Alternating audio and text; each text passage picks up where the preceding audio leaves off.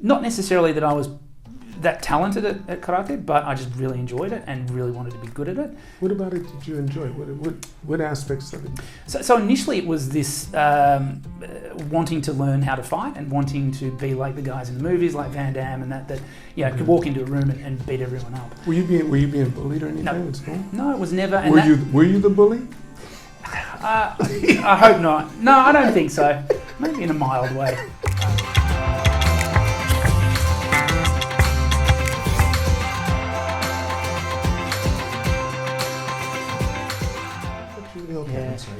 I can remember because when I had the idea, I was sort of looking around to see who else had podcasts in the space. And I think yours was the one that stood out. And maybe it stood out because I knew of you, and the few others that I saw, I didn't really know anything about the hosts. But I saw at that stage, I think you had maybe somewhere between 10 and 15 episodes or so. Okay. And I think the last one, there'd been a bit of a gap or something, and I thought, maybe slow down a little bit. So I'll sort of start, and then I think last time I checked, how many have you done? Like over 200 or something? No, we'll be. I'm planning to do 200 by October this year. Yeah. Hopefully I'm at you're 170. 168. 162 or something. Yeah. You're 169. No, I'm 69. That's 62. So you're 160. No, you're 169. No, this episode is this okay. Episode. Right, yeah. Got it. And how many do you have? I think putting out number 62 tomorrow. Oh, 62, right. Yeah. Right. So I'm going to be. I've got the goal of getting to 100 by next year. So April next year will be Club 360's 10-year anniversary, and I'd like to have the 100th show as a lead up to that. The one thing I like about your podcast, Sam, is that you have such good content. Yeah. I listen to it in the way that you listen to your people. It's about them. Yeah. And I listen to the way that you ask very good questions too. No, but you seem to know. It seems like you've done your research on each person. Yeah, I mean, a lot of the people I have on are people that I know and people that I've been friends with, and for a lot of the people, it's maybe I know that they've maybe been clients or just friends, and I don't know that much about what they do professionally, and so it's actually been a lot of fun just finding out a little bit more about what they do. And then I guess a lot of the guests, the show I try to keep around to 80 or 90%, fitness, health, sports, medicine, things that I'm really passionate about. So I think that sort of comes across.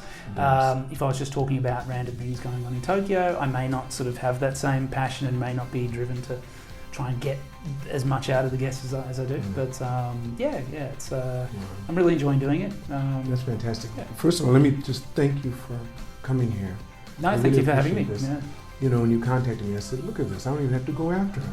He's coming to me. This is good. Yeah. Tell me, when brought you to Japan? How long have you been here? I've been here 17 and a half years now. Okay. Yeah, so I came out here to practice karate. But you were born where? I was born in Australia. In Australia? Yeah. And you grew up there until when? Until I was... so I first actually came out to Japan to live for the first time when I was 18. So I had always dreamed of coming out to Japan to practice karate since I was a kid. I watched the Karate Kid and Karate Kid Part 2, which was filmed in Okinawa, which I think was actually Oahu, but pretended to be Okinawa. And also when I was growing up, a lot of the top fighters had spent some time, top foreign fighters had spent some time training out in Japan. Nick Pettis, who I'm sure you're familiar with, is one of those guys who came out here as a relatively unknown, and within a few years he'd sort of transformed himself into a top level competitor, and there was a number of stories like that. From what age did you really start to think you were going to get involved? Early on, like a few years into it. So I started training when I was 8, and by the time I was 10, 11, I had this goal of becoming world champion. You have siblings? Yep, I've got older half siblings who are a lot older. I'm 41 next week. My older brother is 58, and then I've got sisters that are 61 and 60. So you're the only child between your mother and father? No, so I've got a younger brother who's 5 years younger than me. Yeah. Okay, between your mother. So there's two of you from your mother and father. Yeah. Are you close with your brother? Yes. And is he in martial arts too? No. So he athletically is far more gifted than me. So when I was 10, he would have been 5. I think he practiced karate for a year, and he was fantastic. And I think if he had have kept going, he would have been, you never know with these things. But like, athletically, he was much more gifted, but he took those gifts into other sports, in particular rowing. So in America, you call it like crew rowing. So he did that through high school. The town that we grew up in, rowing was the biggest sport. We had a big lake that was 6 kilometres in circumference. So you had like a 2 kilometre stretch where you could do these big rowing regattas, and so that was the big sport in the town. It was a city of about 100,000 people, but the crews that would win the high school race out of the schools in that town would often go on to win the national championships. And so my brother sort of drifted into crew rowing, and he was very successful, and then did that a little bit through university as well. But he didn't do martial arts for very long. Right. Now, are you married? Do you have kids? Yes. So married. We celebrated our anniversary, was it last week or the week before? 10 years. 10 years. And we have 3 children. So the oldest will be 7 next week, the 4-year-old and a 10-month-old. What are the boys, girls, what? 3 boys. 3 boys. 3 boys. So you went on my course. Exactly. Are you thinking about a 4? No, that's You're been dealt with. And your wife is Japanese, or No, she's Australian as well. Australian, yeah. Okay. Is she enjoying it here too? So we met out here, and we met through my now business partner, Nathan, who's her brother. So it's a family business. Yeah. Oh, that's beautiful. Yeah. That is really nice. So it's the 3 of you that run 360? Yeah, so my wife isn't really involved with 360 anymore. She was originally, but she runs her own business. She runs a beauty salon. We have these sort of 2 family businesses that are very close in proximity, and also obviously share a lot of similar clientele as well, both being quite expat focused. Right. So back to your elementary school, I'm assuming that you were more athletic than you were academic. Am I right? Not necessarily, especially towards the latter part of high school. Yeah, I was. I don't brag, but I was fairly academic as well, and I actually didn't really excel that much in other sports. I was an okay distance runner. I played Australian rules football and cricket, like most kids in Australia do. Wasn't particularly good at either of those, but sort of found my calling. Not necessarily that I was that talented at karate, but I just really enjoyed it and really wanted to be good at it. What about it did you enjoy? What aspects of it? So initially it was this wanting to learn how to fight and wanting to be like the guys in the movies, like Van Damme, and that could walk into a room and beat everyone up. Were you being bullied or anything at school? No, it was never. And were you the bully? I hope not. No, I don't think so. Maybe in a mild way. Although you look at one or the other. So you look at the original karate movie. Okay. I definitely liked Johnny more than I liked Daniel. Let's put it that way. But no, I wasn't. You often get that story with people that gravitate into martial arts that they were bullied when they were younger. That wasn't really the case with me. But we were talking off air before about the realism of martial arts and how. It is primitive form. It is you're there to as a way of defending yourself and as a way of actually hurting people, and that drew me to it originally. But then very quickly I got into the competitive side. So you talk about martial arts not being a game. For the majority of my life, it wasn't a game, but it was a sport. So I considered myself more as an athlete than a martial artist. I think I still benefited from all the things that we got out of martial arts, like the discipline and the respect, and just the drive to work hard. Because I think, especially in full contact karate, in a lot of the matches, the technical, if you're much stronger or much more technical than your opponent, you can win sort of easily. The closer it becomes, the more of a mental challenge it becomes, and you end up just who wants it more, and who wants it more in the on the mat, but also in the training room. How long are each round? 3 minutes? Yeah, so our style, we have either a 2-minute or 3-minute round initially, after which the judges have to make a decision, but they can go for a draw, and so you can get up to 3 extensions in sort of open tournament. So you can end up going 3-2-2-2, so a total of 9 minutes. But it's always, if you're in a boxing match or most other combat sports, you know how many rounds there's going to be.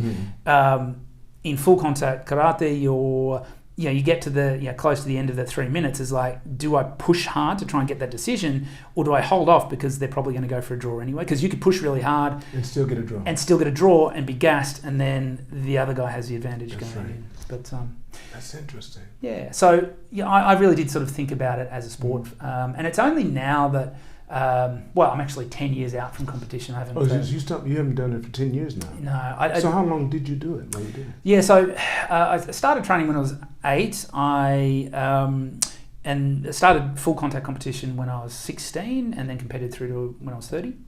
And in that time, I'd had 2 knee reconstructions and a bunch of other surgeries. And 14 years, how many bones were broken? Not too many bones, more sort of joint load. Not too many bones. Broke my face, broke my rib, sternum, both thumbs, both feet. There's a few bones involved there as well. But you don't want to think about it. But the bones heal, that's the thing. Like, you can get a fracture and it depends on how they're broken, though. True, yes. But I had surgery on my face from a fractured cheekbone from a spinning back kick. But none of my fractures, and I've still actually, now that I say that, I've got numbness all this quadrant of my face is numb. Talk to me. But none of that really bothers me that much. It's more the joint, the ligament injuries, and the overuse, the wear and tear that sort of carries on into later life. Obviously, if you have a big bone fracture and you have a rod put through it, that sort of carries through. But yeah. And it's more the rod than anything else, because your body's not used to that. It will never really adapt to that. Yeah. It seems like. When you went to college, what did you study? So I studied physiotherapy. Okay. Yeah. So it's in Australia, and this is changing now, but if you're going to become a physiotherapist, most people will go straight from high school into a 4-year physiotherapy degree, rather than the sort of American system where you do like an undergrad and then you do physiotherapy as a master's. I went straight, and that's, I guess, what you were talking about before, the academic side. In Australia, physiotherapy is a very competitive course to get into. It's sort of the health sciences like medicine and dentistry and veterinary science and physiotherapy. They're all very competitive to get into. So I did have to study quite hard. And actually, the last year of high school, I didn't really train that much. I still competed, but not that successfully, because I was focused on my studies. Because I really needed those grades to get into physiotherapy, which I was able to do. But after I finished school, I decided to take a year off, because we had. So we've basically got a world championships every 2 years. They alternate between being a weight category tournament and an open weight tournament. And at that time, I was sort of a middleweight, which at that time was between 70 and 80 kilograms. And so I finished school at the end of 1999, and we had trials for the World Championships in 2000, and then the World Championships were in Budapest in June 2001. So I wanted to sort of take that year off and dedicate it to getting ready to try and make that Australian team, or South Pacific team, to fight in the World Cup. So I actually came out to Japan and trained full-time for 5 months. And at that time I was in Kochi, in Shikoku. It was very different to Tokyo. It's, I think in the 5 months that I was there, I saw like 3 other foreigners. And luckily, the guy that I was staying with, he spoke very good English. Okay, I was going to say, how was your Japanese? I was going to ask you. And it's funny, I didn't learn that much Japanese. And I think at that time, I just didn't really care about learning Japanese. You wanted to learn martial arts. You wanted to get better at what you did. And I was also just fatigued from the amount of training. I was 18. I was going from training, like at my most, maybe a couple of hours a day leading up to tournaments, maybe sort of 4 or 5 days a week. I was going into training when I was in Kochi, like 6 days a week, and sort of between 4 and sometimes up to 8 hours a day. Like, it was crazy. So I didn't have energy to study Japanese. Did you make the team? I did, yeah. So actually, there were 2 spots in each weight division, and in the trials I got 3rd, and so I made the team as a reserve. And then I guess it was earlier in the year, so probably January or February, one of the guys pulled out, so I got to make the team. So yeah. So you competed, and what happened? So that was my first international tournament in Hungary, and I lost in the first round to the eventual winner. I probably would have lost in the first round to most of the guys in the tournament, to be honest. I was pretty green and pretty young and pretty intimidated by the whole experience. So I lost to this guy from Lithuania. How did your team do? Not great. I think most guys lost in the first or second round. Australia have had some good fighters over the years, but have never really been sort of a powerhouse. But yeah, that was the first of 5 world championships that I competed in. Yeah. That's interesting. Being a gymnast, the thing I always chalk that up to is, who's your coach? Yeah. That's always the thing. And unfortunately, if you get a good coach, he can take any human being almost any place they want to go if they're willing to stick it out. Yeah. And that's something you start seeing when you see the other teams. You say, I have the same drive they do. I want it as best they do, but I didn't know that move. Yeah. I wasn't trained that way. So that makes all the difference. Yeah, absolutely. Wow. Tell me about mom and dad. Were you close with your mother and father? Yep. Okay, are they still doing okay? Yes, they are. Yep. All right, and they're still together? Yes. Because you said you have... So your mother and father obviously were... Well, not obviously. Your mother only had the 2 of you? Yes. So your father was married before? Yes. Okay. Yeah. So my father's probably, I think, 14 years older than my mother. Smart man. Yeah.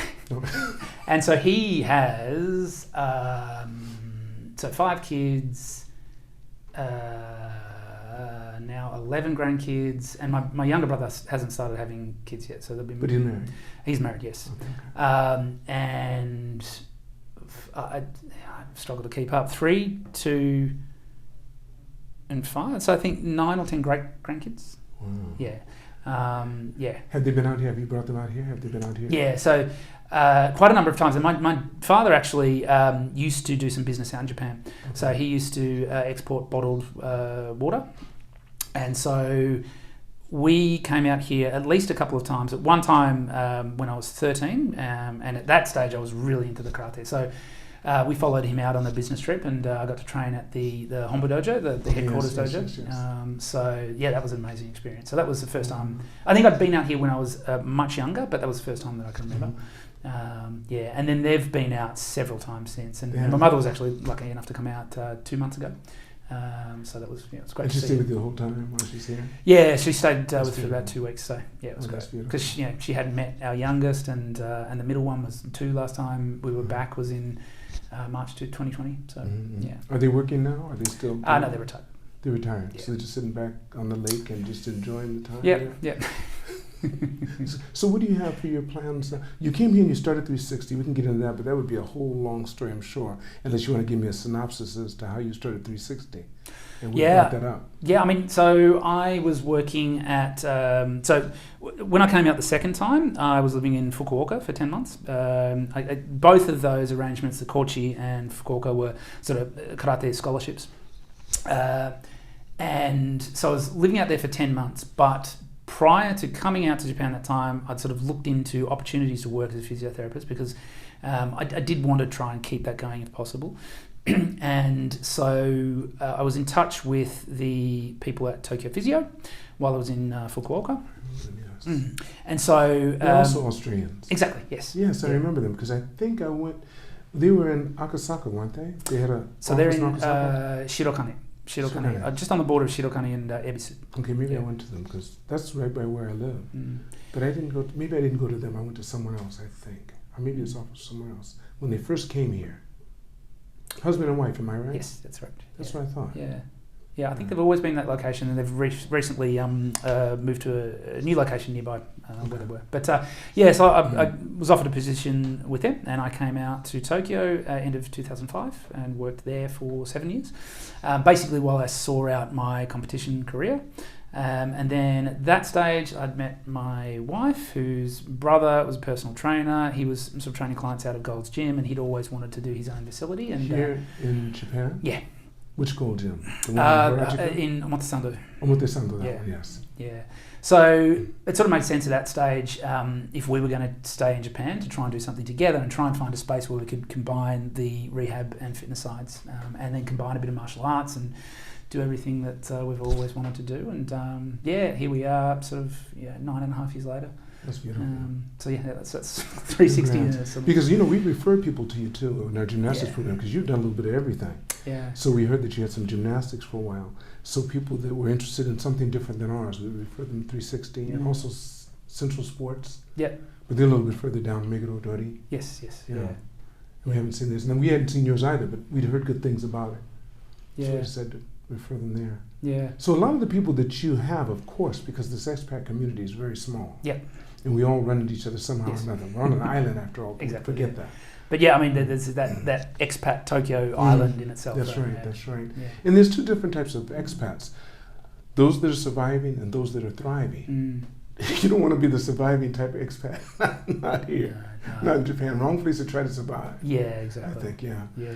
And I've been fortunate enough to have been on both sides of that. Yep. I know what it's like to survive in Japan. Don't like it.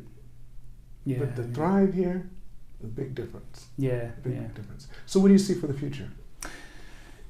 Yeah, I mean, obviously the pandemic has sort of it's slowed things down in terms of how we would like to progress. We opened our second location in January 2020. Where is it?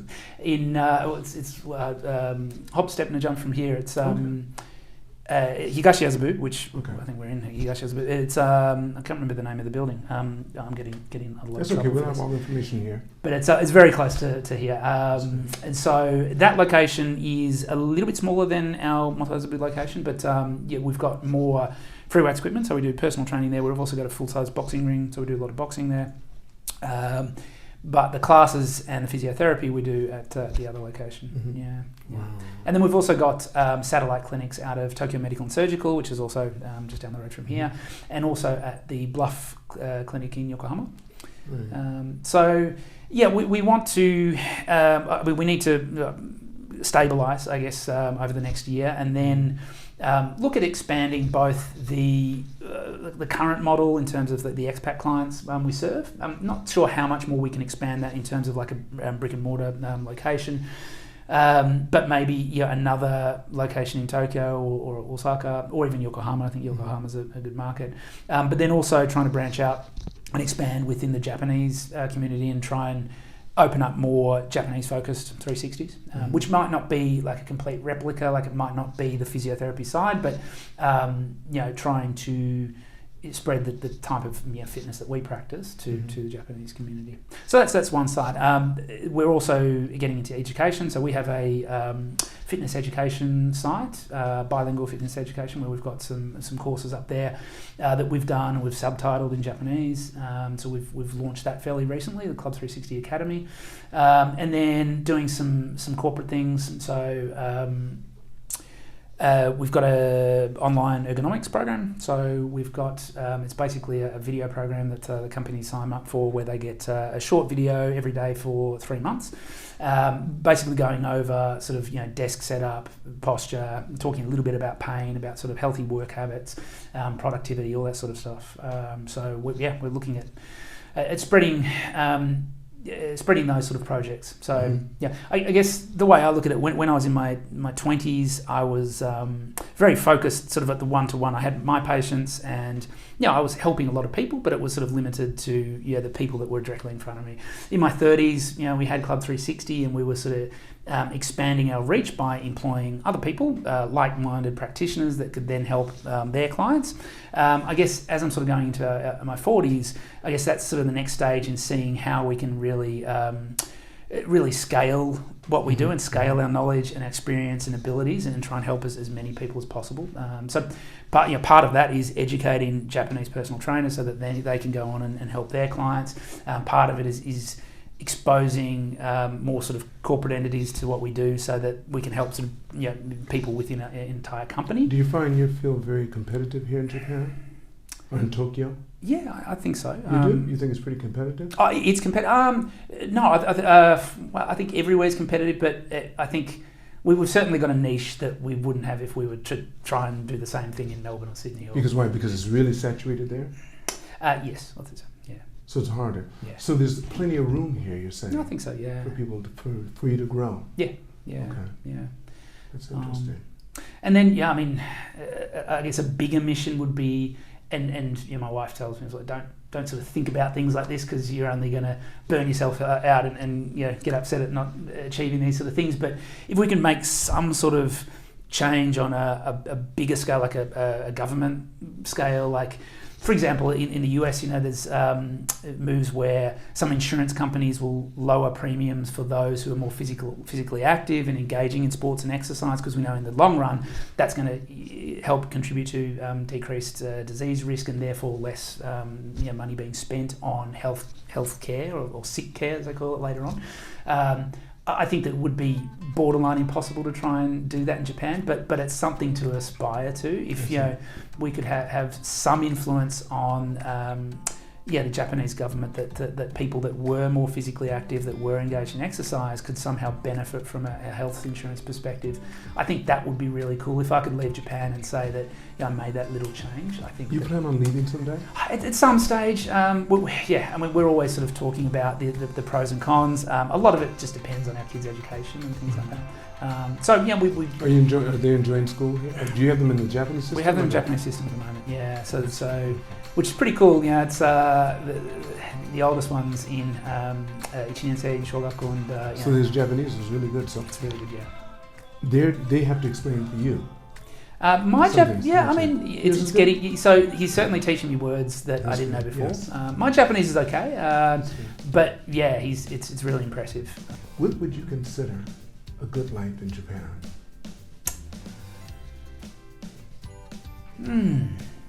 That's a good question. I guess a life where you can, like you said, thrive and do things that. It's an interesting question, because if it's specific to me, it is. Then it's being in an environment and leading a life where I can push myself and continue to grow and continue to expand my horizons and try different things, all the while trying to serve people and help people, but also continue to learn and to continue to to improve myself in all facets of life, both in business and just and as a practitioner, as a physiotherapist and a trainer and a coach and all those sort of things, and just continue to become a better person. I think I probably needed to prepare that answer a little bit better, but I think, and then the other side of it, I think the other side of it was living a life where you can enjoy everything that Japan has to offer, but not get too homesick either. Like if you're longing to experience things that you don't get here, then I think that makes life a little more difficult. And I think that my family is in a pretty good place now. I think that not being able to travel home for several years has made that harder. But you're close with your family. Good son. So I guess in summary, a life where you continue to evolve and push yourself and help people, but also enjoy everything that Japan has to offer, and enjoy going home when we get those opportunities, but not miss it so much that we're feeling homesick. Sam, I'm going to want to have you on again, so we can talk more. So we can talk more about 360 and the other things you're going to be doing. And I want to thank you for coming on this time. No, thank you. It was a lot of fun. Cheers. I want to thank all of you for watching this podcast. Make sure you press like and subscribe. And remember, it's all unknown, so continue to reach for the stars because you're too blessed to be stressed.